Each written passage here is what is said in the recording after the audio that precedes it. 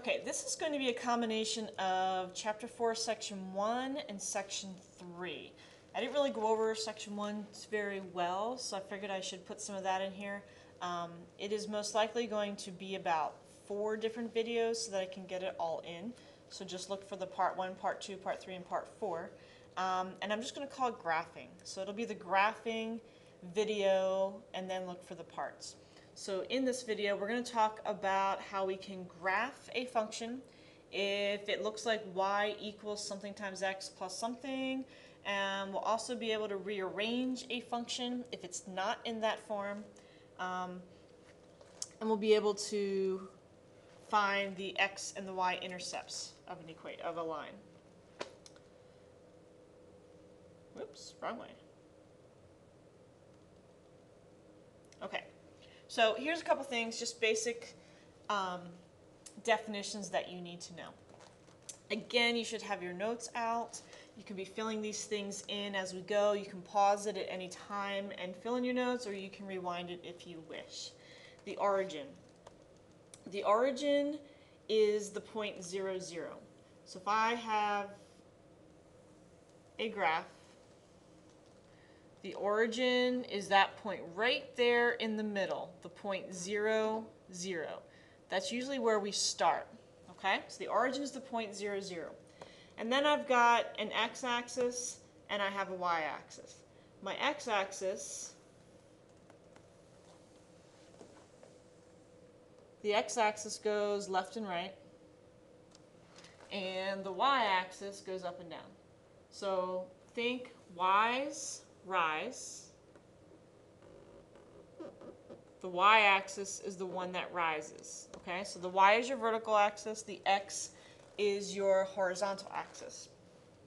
And then there's 4 quadrants. To be honest, we don't really need the quadrants very much, but I'm just going to tell you in case you're ever asked. So if you look at this graph, it is, what do I have down here? Okay, so my graph is kind of separated into 4 sections, and we call them quadrants. Quadrant 1 is up here. Quadrant 1 is the x values are positive, the y values are positive. Quadrant 2 is top left. X values are negative, y values are positive. Quadrant 3 is bottom left. Both the x and the y is negative. And I'm thinking I don't have quadrant 4, so I'm just going to make do here. Quadrant 4 is over here. Okay, so the quadrant 4 is the x values are positive, the y values are negative. So there's the 4 different quadrants. An ordered pair. An ordered pair is when you have a point in parentheses. It's called an ordered pair. The x value comes first, the y value comes second, always. It's in alphabetical order. The x values go left and right, the y values will move you up and down. Okay? So that is an ordered pair. Pay attention to questions. If I ask you, or if the book asks you to write an ordered pair, don't just tell me what the y value is. I need to see the x value, comma, the y value to be an ordered pair. Something else, which is a little tricky, we talked about interval notation. This sort of looks like interval notation. That's not what we're talking about now. We're talking about graphing on a coordinate graph, which has an x and a y axis. So when you see parentheses around there, that's your x value and that's your y value. That's 1 point. So how do I graph? The x values, I already told you that. The x values move left or right. The y values move up or down. I've had some students at the middle school tell me, somebody told them this before, that you crawl before you walk. So first you go left or right, and then you go up or down. So here's a couple examples.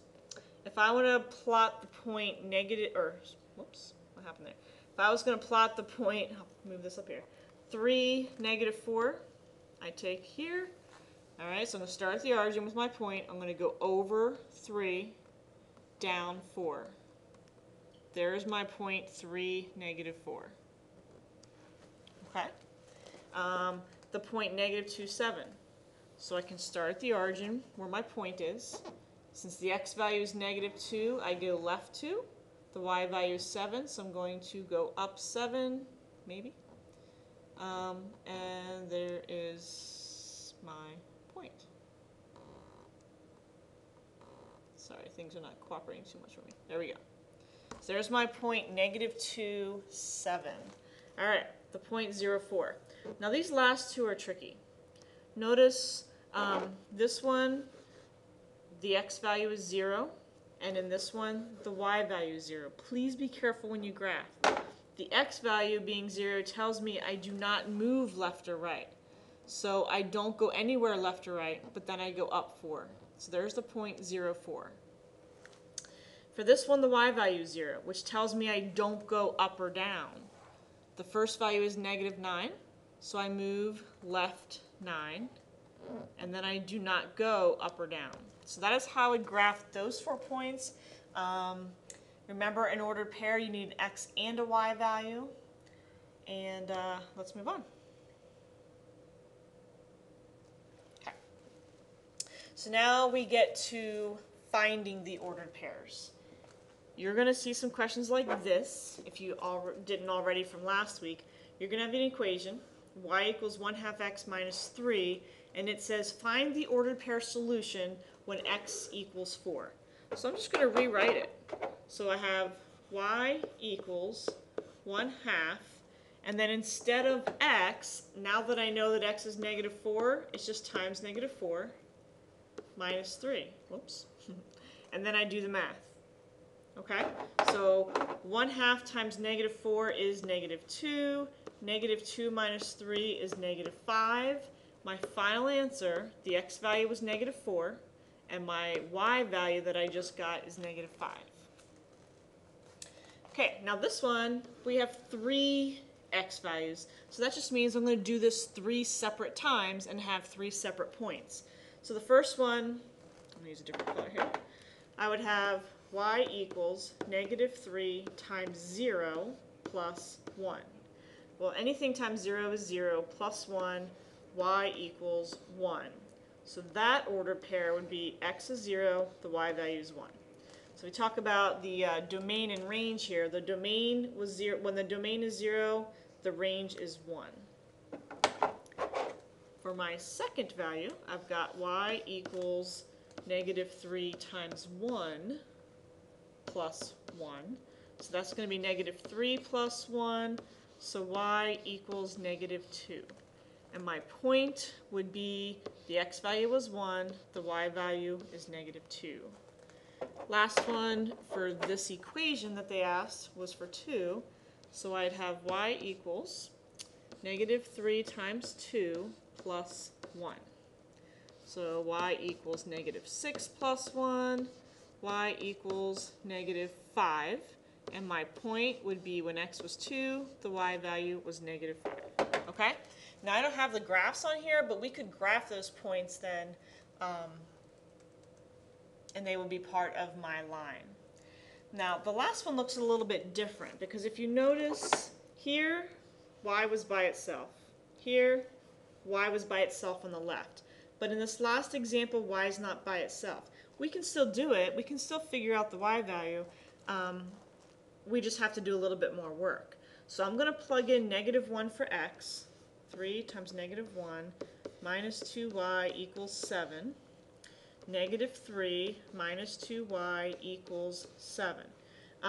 Now it's just like an equation that we solved in chapter 2, or that you did on the midterm. So I just need to solve it now for y. I'm going to add 3 to both sides. Oops, I should have dropped my line. And when I add 3 to both sides, I get -2y equals 10. I'm going to divide both sides by -2. Sorry, it's really small down here. And when I do that, I end up with y equals -5. And that's my answer. So my x value was -1, the y value was -5. Again, it was just a little bit more work. I still just plugged in -1 wherever the x was, but then I had to do some solving to try to get y by itself. Okay? I'm going to stop this video here. So the next one that you will pick up will be graphing part 2.